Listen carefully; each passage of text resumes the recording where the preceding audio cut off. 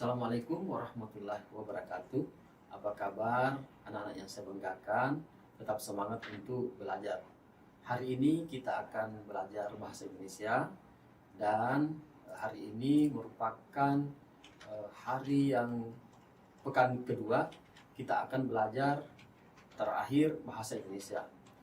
Baik, Bapak Ibu Guru yang pendamping yang saya banggakan, tetap semangat.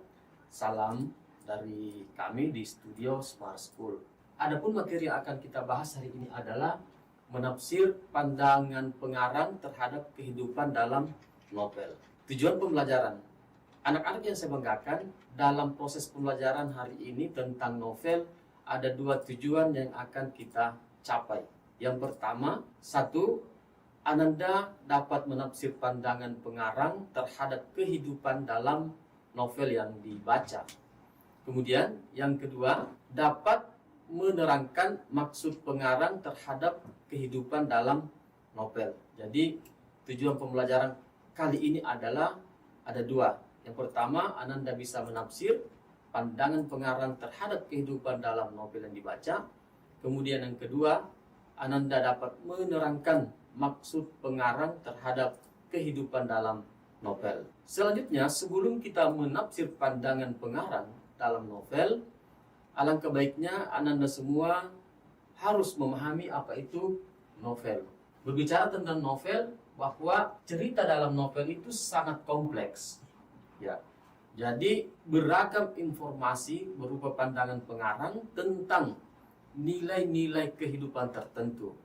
Jadi di dalam novel bukan hanya kita sekedar menikmati alurnya, ceritanya, tetapi pada hakikatnya pengarang ingin menyampaikan nilai-nilai kehidupan tertentu. Misalnya ada nilai kejujuran, kerja keras, kolaborasi atau kerjasama, kemudian persoalan budaya, kebenaran, integritas, dan saling menghargai. Ananda yang saya banggakan, pada hakikatnya bukan hanya ini, sebenarnya banyak nilai-nilai kehidupan yang akan kita bisa dapatkan di dalam sebuah novel. Ini hanya sebagian kecil saja nilai-nilai yang saya tuliskan di sini. Berikut akan Bapak putarkan sebuah wawancara kepada Ahmad Tohari, bagaimana sehingga dia bisa terinspirasi, ya. Bagaimana pandangannya sehingga dia bisa menghasilkan sebuah novel yang berjudul Ronggeng Duku Paru. Kita sama-sama menyaksikan. Nanda yang saya banggakan. Silahkan. Ya, sebetulnya kalau ditanya mengapa saya menulis novel ini, jawabannya sederhana. Karena di dalam jiwa saya telah diinspirasi oleh pengalaman-pengalaman yang sangat mengguncangkan jiwa. Pengalaman yang mengguncangkan itu terjadi ketika saya masih remaja. Pada umur 17 tahun, kelas 2 SMA. Saya bertanya-tanya dengan kegelisahan, mengapa di dalam masyarakat saya yang tenang, yang damai, walaupun tidak makmur, terjadi kegalauan politik dan peristiwa-peristiwa kekejaman yang luar biasa.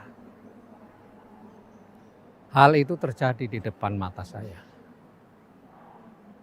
Jadi sejak itu saya mulai gelisah, mulai berpikir bahwa yang saya saksikan di sekeliling saya ini harus ada yang menulis. Sebab kalau tidak ada yang menulis, rasanya tidak panas.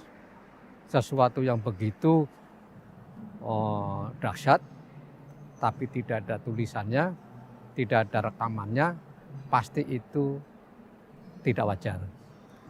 Saya tunggu sampai tahun 80-an. Jadi 15 tahun setelah terjadinya peristiwa yang mengerikan itu, tidak ada karya sastra yang menulis tentang itu secara agak panjang kecuali beberapa cerita pendek yang itu pun pendek sekali dan samar. Maka saya putuskan pada tahun 80 berani memberanikan sendiri menulis novel ini, walaupun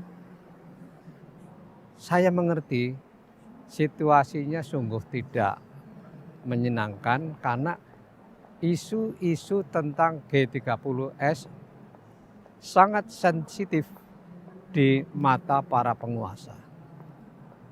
Inilah yang menyebabkan wartawan tidak menulis, penulis sastra tidak menulis karena suasananya memang mencekam.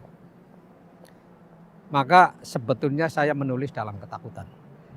Sekarang ini setelah melihat bahwa novel Ronggeng Dukuh Paruk sudah menjadi milik masyarakat Indonesia dan mungkin menjadi milik sastra dunia, saya berharap supaya orang-orang muda juga tertarik untuk bersaksi dalam banyak hal, karena di dalam kehidupan ini banyak sekali hal yang perlu kita persaksikan dan kita catat sebagai kekayaan batin dan kekayaan intelektual generasi-generasi mendatang.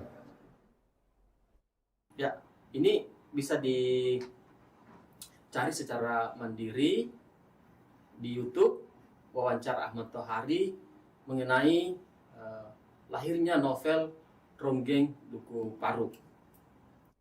Kemudian soal yang nomor 2. Ya, ini perhatikan, ya, bisa dibaca ya. Oke. Isi yang tersurat dalam kutipan novel tersebut adalah, ya, ini dikutip dari novel ziarah Iwan Simatupang. Oke, apa isi yang tersurat ya, dalam kutipan novel tersebut? Ya. Oke, ini saya kira sangat mudah. Isi yang tersurat ini persoalan karakter. Ya, ini persoalan karakter. Oke, kita perhatikan. Saya kira Anda semua sudah punya jawaban. Kita sama-sama cocokkan jawabannya dengan pilihan kalian. Yang paling tepat adalah C. Ini tentang kebesaran jiwa. Ya, jadi sesungguhnya kebesaran jiwa seseorang lah yang bisa menumbuhkan kekaguman pada orang lain. Ini nampak jelas di dalam kutipan ini. Ya. Manusia besar ini, filosof ini akan berlaku di dunia tanpa apa-apa. Selain sejumput kesan-kesan tak beraturan. Ya, itu dia. Selain sejumput kesan-kesan tak beraturan. Ini menunjukkan bahwa kita bisa kagum pada seorang karena kebesaran jiwanya.